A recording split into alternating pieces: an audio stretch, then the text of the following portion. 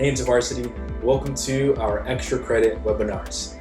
Every week we'll be offering these 30 to 45 minute webinars meant to amplify the learning from Summer Ministry Masterclass and offer some helpful tips on daily living with God and community. We'll be learning about maximizing our time, managing conflict, unleashing spiritual gifts, and many more. As we pursue revival together, we get to learn from those who've gone before us and receive some of their best practices. Let's get started.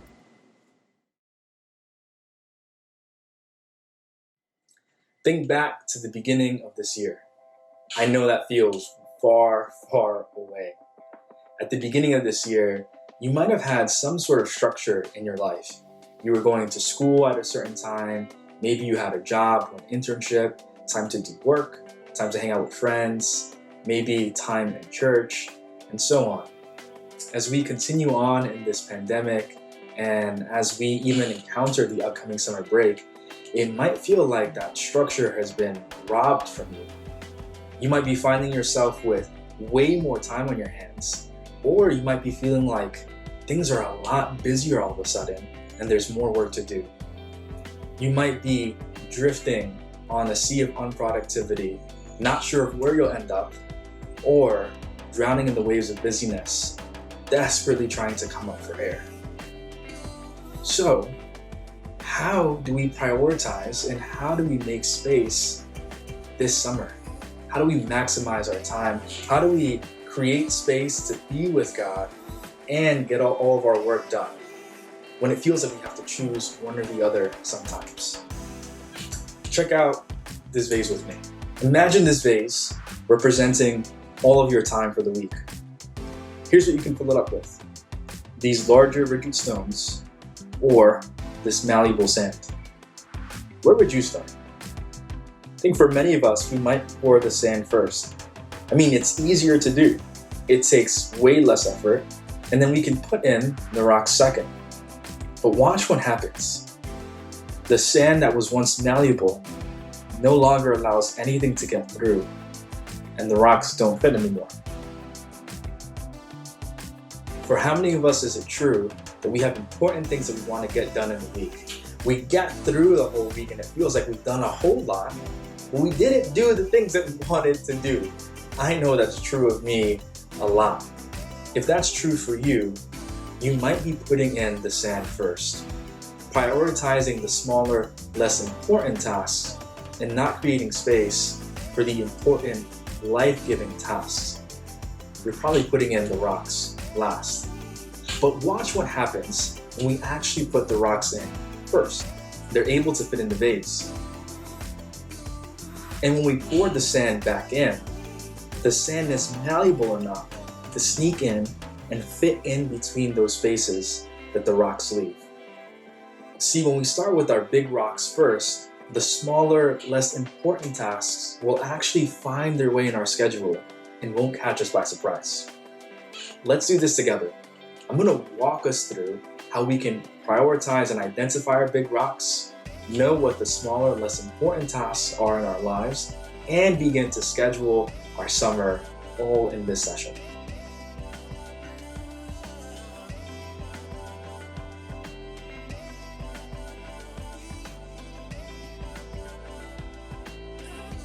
We're going to start with a mind dump. We're going to take all the things that might be floating around in your head of what you want to get done, and we're going to write it all on paper. So here in this activity, write down all the things that you want to do by the end of summer. Yes, everything. I know it might seem like a lot, but we're going to get as many things down as possible. That's going to free up the clutter that's in your mind, and it's going to help us prioritize later on and focus on what we actually need to pay attention to. But for now, don't worry if it's silly, don't worry if it seems unimportant. Get everything down on the document that I provided for you. So you might be wanting over this summer to learn a new instrument, learn a new skill, get in baking. I know I've been doing a lot of baking over this pandemic. You might be wanting to grow in a relationship with God. Whatever it might be, write it down. If you want to read some more books over the summer, get everything down on the document I provided.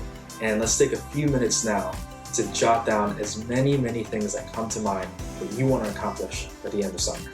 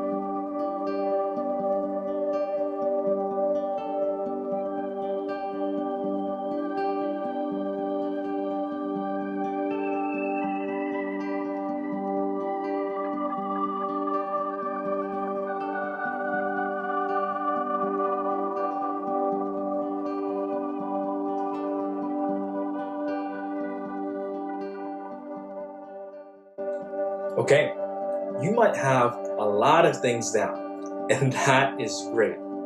Let me ask you a question that's going to help us identify and prioritize what we actually need to focus on. You might actually want to close your eyes for this one. Imagine yourself at the end of summer. What kind of person do you want to be? Where do you see yourself 11 weeks from now? Picture it.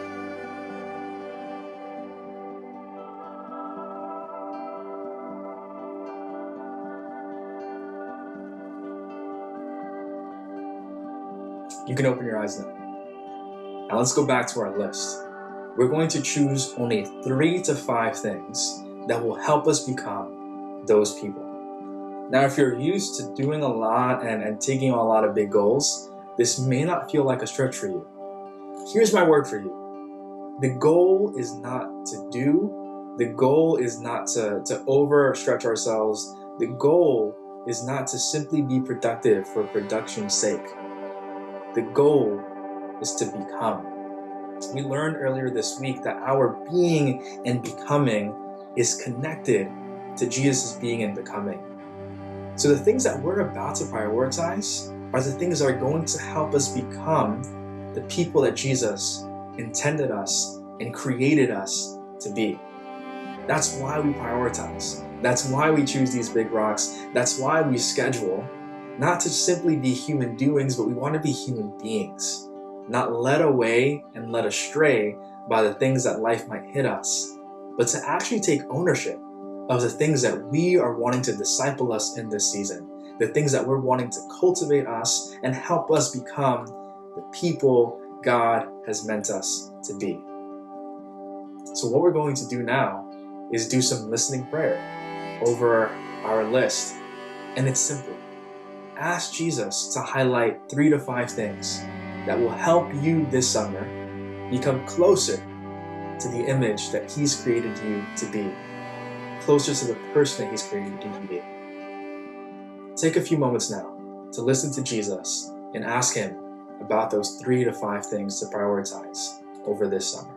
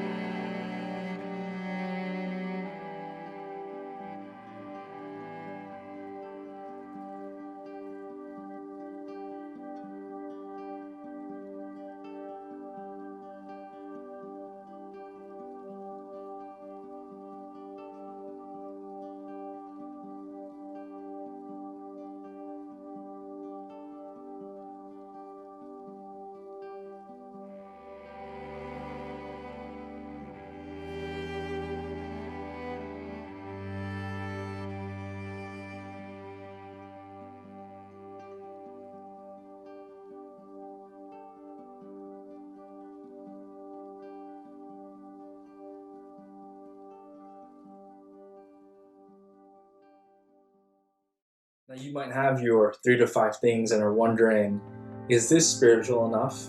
I want to grow in baking. Will that help me become the person that God's created me to be? Maybe. Did you listen to Jesus? Really is my invitation for you today. Of course, baking can help you look more like the person God's created you to be. We get to image Him being creator as we get down and dirty with flour and begin to mold and shape and create new delicious things. So on your list, there might be things like praying, reading the Bible, engaging with God in those ways. Does every little thing on your list need to be those things? No. God's given us space and freedom to experience Him in the many things that life has to offer us, because He owns those things, because He created them. So as we continue, don't feel any shame if that's coming up for you, that there aren't that many spiritual things on my list. That's fine. And on the flip side, don't feel like you need to overburden yourself and have 5 different spiritual tasks that you want to take on. We actually get to experience the fullness of God in anything that we give our attention to as we prioritize Him and keep Him at the center of our stories. So here's what we're going to do next. We're going to grow in awareness. What are the sands in your life? What are the little tasks that you might find will rob you of your time or can add up over time if we're not careful? So this might look like Netflix. I know I might be guilty of that. It might look like being on social media, scrolling through the social media, or it might look like answering emails, getting back to some text messages, doing some errands around the home, doing some laundry. Let's write down these things and get to know what are those things in our lives. Knowing these things ahead of time will actually give us some control as to whether or not we need to say yes or no to those things, or potentially reschedule them for a different time. They will no longer catch us by surprise. And we actually get to prioritize them after our big rocks and allow space for our big rocks to come in first. So take some time now in that worksheet and list out as many as you can, the little tasks in your life that could end up taking some time.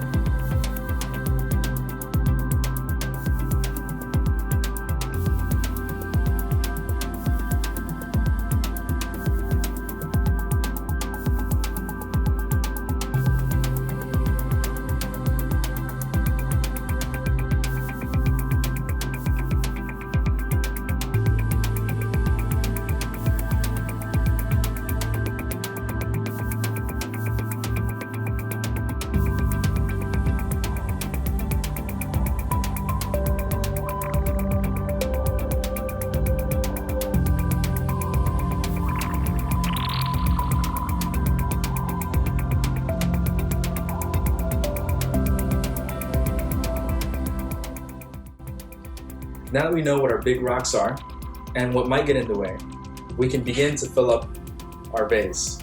Let me offer you some helpful tips that will help you get started this week. Here's the first tip. Pick the right tool. What's it going to be? What's the thing that's going to help you plan, get ready, schedule, and prioritize? It might be a paper planner, or it could be an app. It could be a calendar app. If you have no idea where to start, I provided for you a template below that you can check out now and see if this is something that you might want to commit to.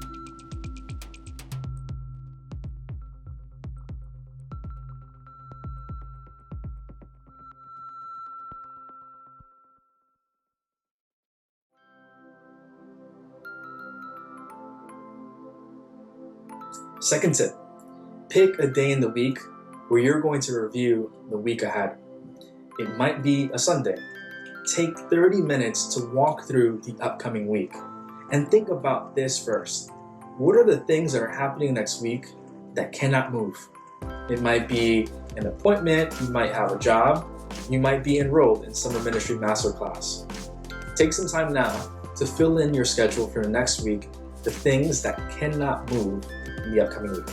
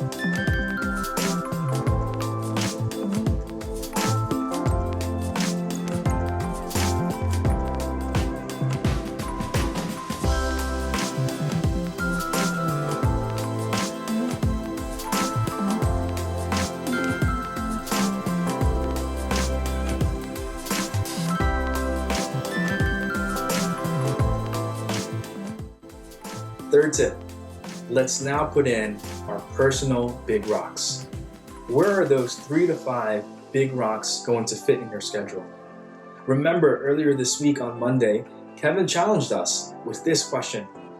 When this week will we create space in our calendar for us to know that Jesus has given us the power to become children of God? Make sure that that space between you and God is in your calendar for the next week. Take time now to fill in your calendar with your 3 to 5 big rocks.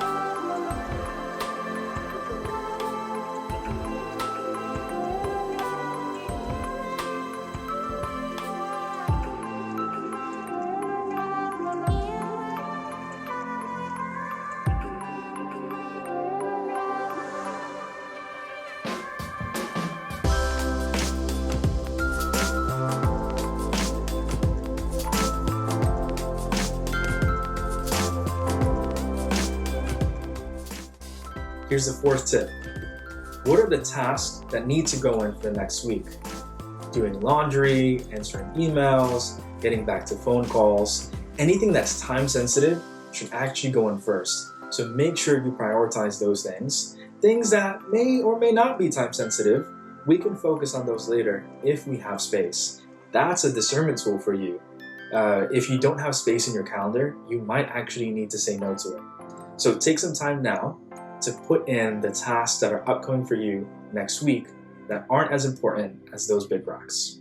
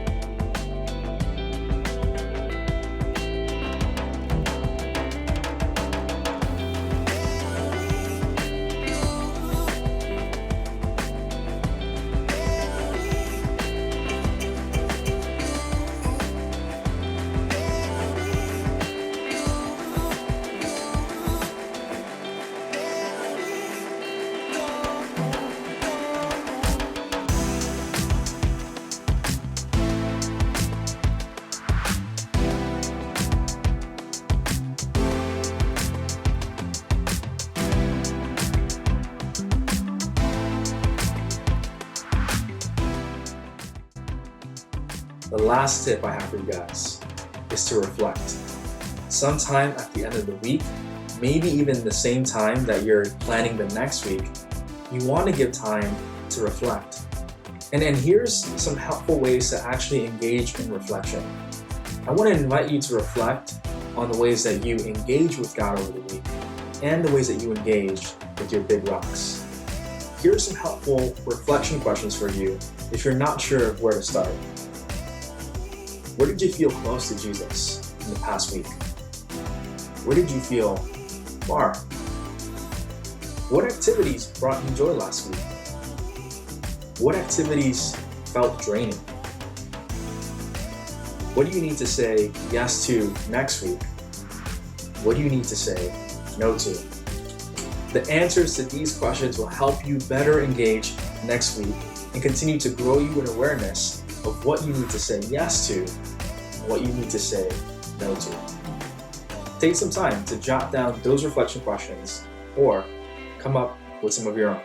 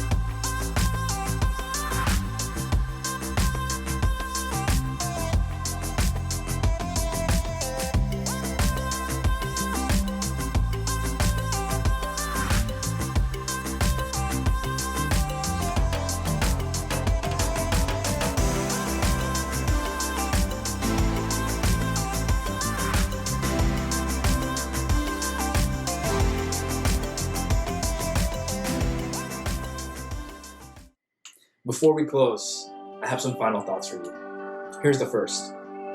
There is grace. For many of us, this might be the first time that we're doing something like this. Don't expect to get it right the first week, the second week, maybe not even the third or fourth week. It's going to take time for you to adjust, and there is absolute grace for us to try, fail, and learn from our mistakes. Here's the second thing I want to offer you guys before we end. It's that God loves you. And I want you to know that there's nothing that you can put in your calendar, there's nothing that you can take away from your calendar that will make God love you any less. You've already won the heart of God. You already got God on your side. He's already given himself to you. There's nothing that we can do in the next 11 weeks to gain any more of that. The invitation is to be with God, to be with your Father that already loves you. In the same way that we would schedule time with a friend, this is opportunity for us to schedule time with our Heavenly Father.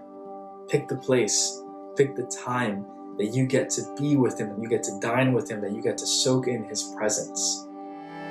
This is opportunity for us to prioritize and look forward to being with God. And here's the third thing. Remember, the goal is not to do. It's not to overachieve. It's not to overperform. The goal is to be. The goal is to become the person that God's created you to be. So in the next few weeks, say yes to the things that will help you become the child that God's created you to be.